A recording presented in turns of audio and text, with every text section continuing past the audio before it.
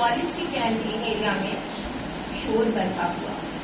ماحول میں بے حد نامناسب اور تیکھے تیروں کی بارش شروع ہو گئی. اس انداز میں فکر میں گفتگو کرنے والا کالج میں کوئی دوسرا ہو ہی نہیں سکتا اور پہلی ہستی صرف اور صرف عاشی ہی تھی. عاشی جو اس کالج کی سب سے تیز زبان اور بے باک نہایت حسین لڑکیوں میں شمار کی جاتی تھی، آج پھر کسی سے ناحق لڑنے پر آمادہ اور چٹکتے انداز میں اپنی باتوں کو منوانے پر قادر تھی. دوسری جانب ایک لائق لڑکی جو یہ جانتی ہی نہ تھی کہ کینٹین میں مقررہ جگہ عاشی کے نام سے منسوب ہے، آ کر بیٹھے اور عاشی کے تیکھے تیروں کا شکار ہو گئی. وہ ایک قیدی کے مانند کنارے کھڑی اپنی صفائی پیش کرنے کی ناکام کوشش کر رہی تھی. آنکھیں موٹے موٹے آنسوؤں سے بھری ہوئی تھیں. اس نے عاشی سے معافی مانگنے میں ہی اپنی عافیت جانی اور تھکے تھکے قدموں سے وہاں سے روانہ ہو گئی. عاشی کا سر فخر سے بلند تھا. کالج ختم کرنے کے بعد عاشی گھر کی جانب روانہ ہوئی اور دروازے کے پٹوں کو دھڑ سے کھول کر صوفے پر جا دھمکی. امی بہت تھک گئی ہوں، پانی پلا دیجیے، پھر میں اپنے کمرے میں جا کر سکون سے کی سانس لوں. والدہ نے پانی پلایا. عاشی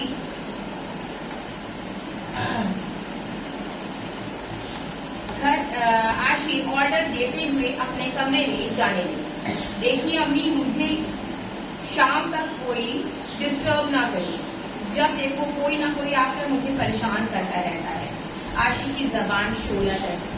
والدہ نے اس کی بات کو بڑے اطمینان سے سنا اور وہ کچن میں چلی گئی. شام ہو چکی تھی. والد بھی آفس سے آ چکے تھے مگر عاشی کا کوئی اتا پتا نہ تھا. رات کے کھانے کا وقت قریب تھا. والد نے دروازے پر جا کر عاشی کو آواز دی. عاشی اٹھو بیٹا، کب سے سو رہی ہو؟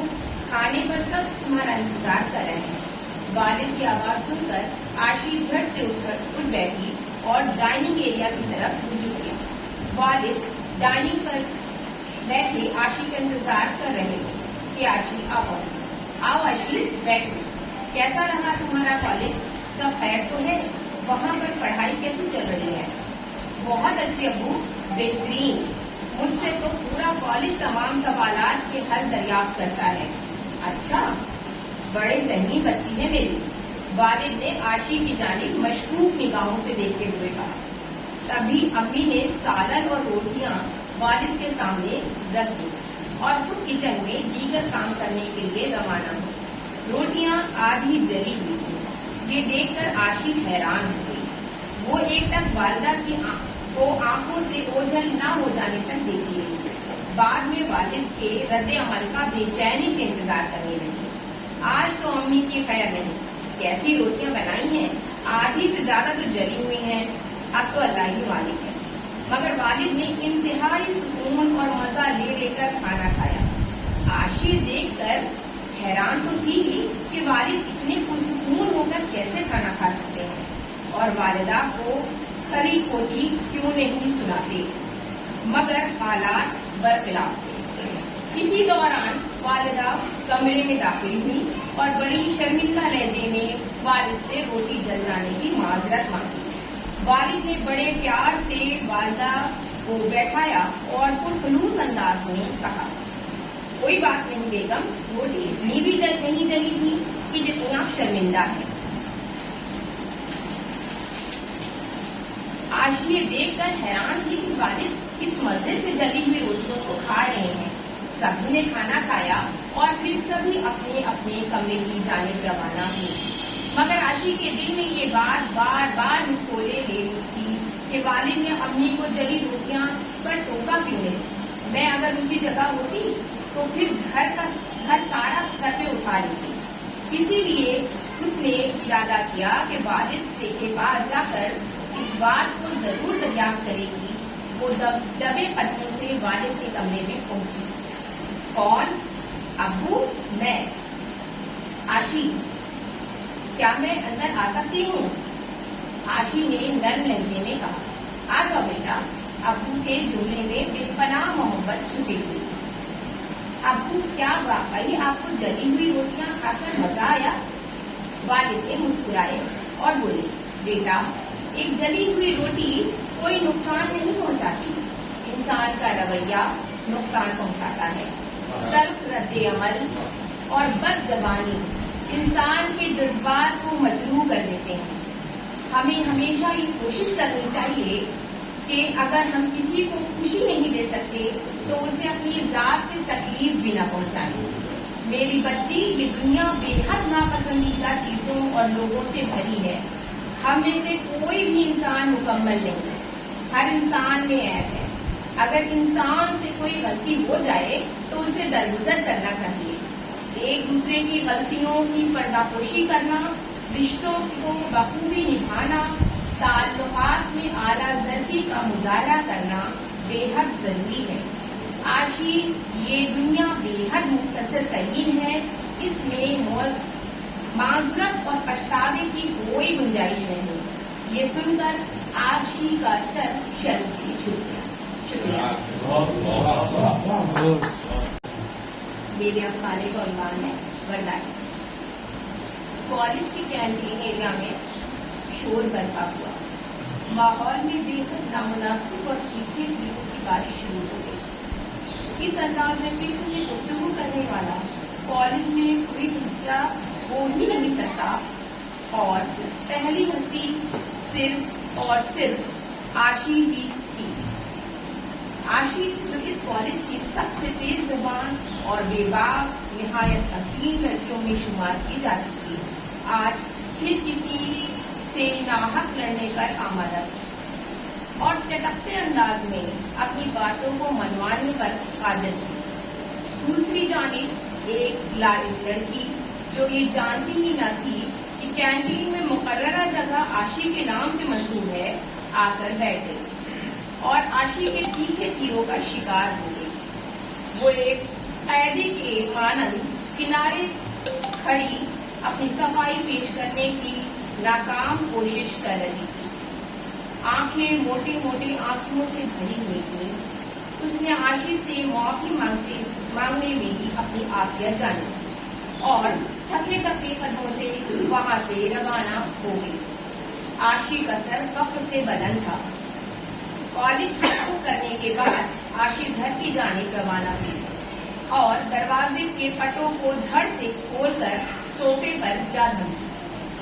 अम्मी, बहुत थक गई हूँ, पानी पिला दीजिए। फिर मैं अपने कमरे में जाकर सुकून से की सांस लूं। वालिदा ने पानी पिलाया।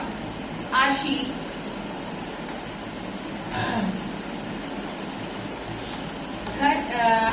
ऑर्डर देते हुए अपने कमरे में जाने लगी।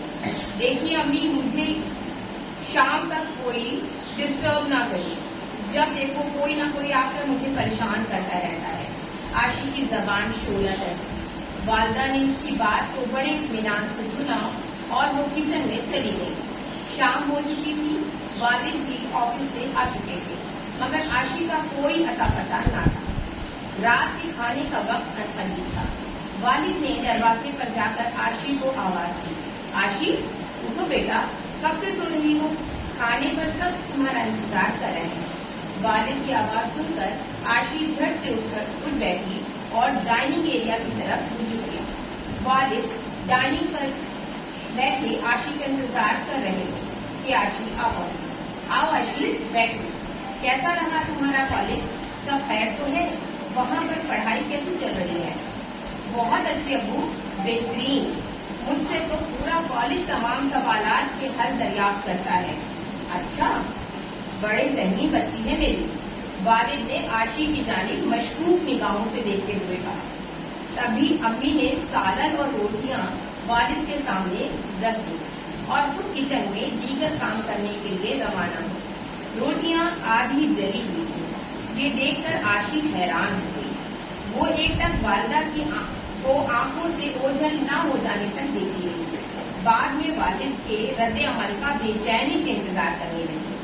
आज तो अम्मी की खैर नहीं, कैसी रोटियां बनाई हैं, आधी से ज्यादा तो जली हुई हैं।